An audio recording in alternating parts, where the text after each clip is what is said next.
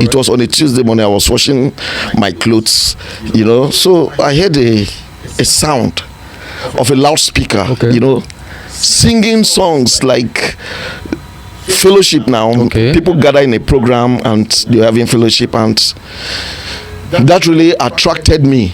The force was just pulling me to go there. So then I was not really ordained. I was just ministering as someone who understands his relationship with God.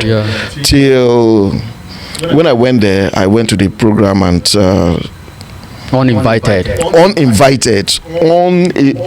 unpreached to, uninvited. Just the sound of the speaker attracts you to the program. Yeah, the sound of the speaker, the loudspeaker.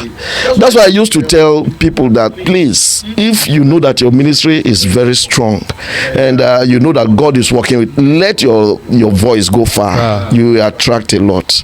And the Spirit of God took me there, and I sat at the very back seat. I sneaked to enter and I sneaked to sit down.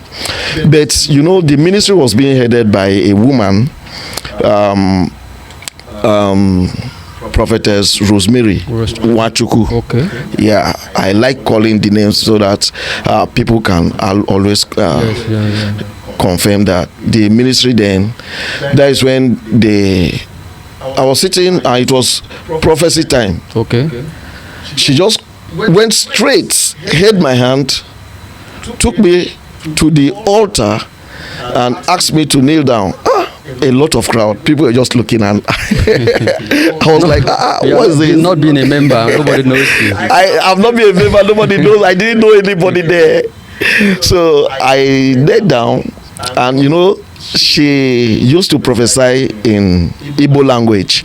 Then she was not good in English. So she used to have an interpreter that will be interpreting translating in English. So she said she just bring one very big Bible from the altar and put in my hand and said, this is what God told her to tell me.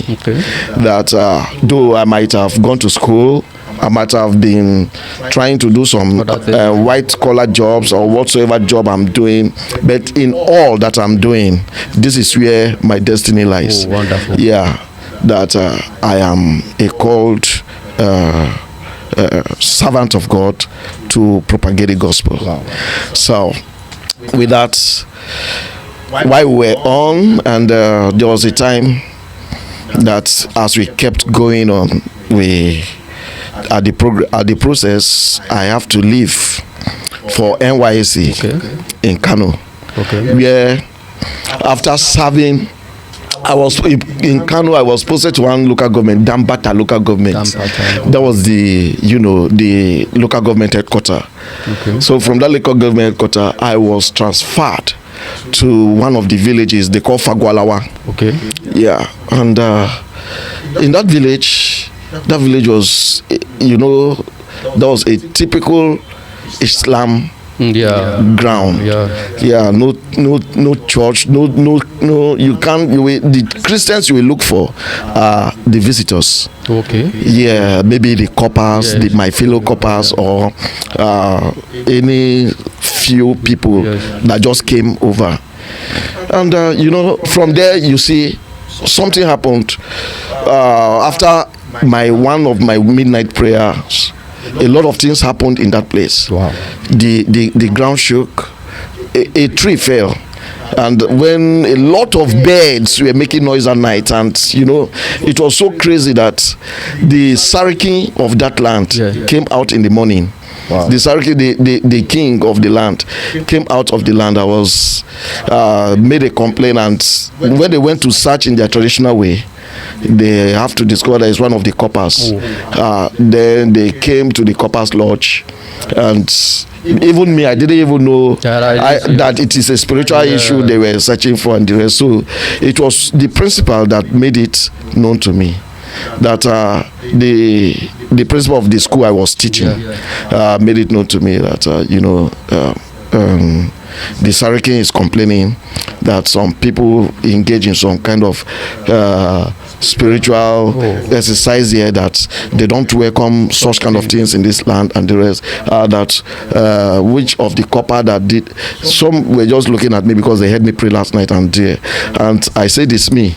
Because they were thinking that, they will come and do their, but I didn't interfere in their religion and the rest. So with that and with some other argument in the school, they have to send me back to the Kano municipal and rejected me in that village. Okay, you were sent back because the players are already coming to spoil something. Yeah. Wow. So at the end, I have to serve in a church.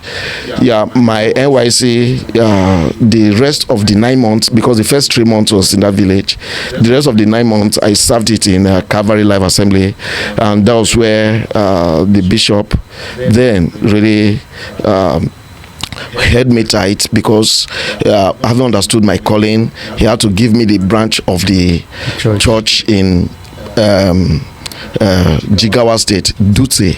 Okay. That's where I used to do my services till when I came back to Port Harcourt, and finally, when it was so obvious, I was finally ordained. Okay, I was ordained, and this is a wonderful experience, and the Lord has taken this so far. Wow! Thank you very much. Wonderful experience. And okay, Minister Matthew, so far as an evangelist, what is the burden that the Lord has put in your heart for these generations? The burden that the Lord has put in my heart, which has been my core problem, is the reason why a lot of Christians have backslided. So many have given up about church. So many have given up about being a Christian. The reason for that is because of the kind of churches they attend. Because the body of Christ now, especially most body of Christ now in the southern Nigeria, as I speak right now, are not after souls. Yes. So the reality of the gospel, which is supposed to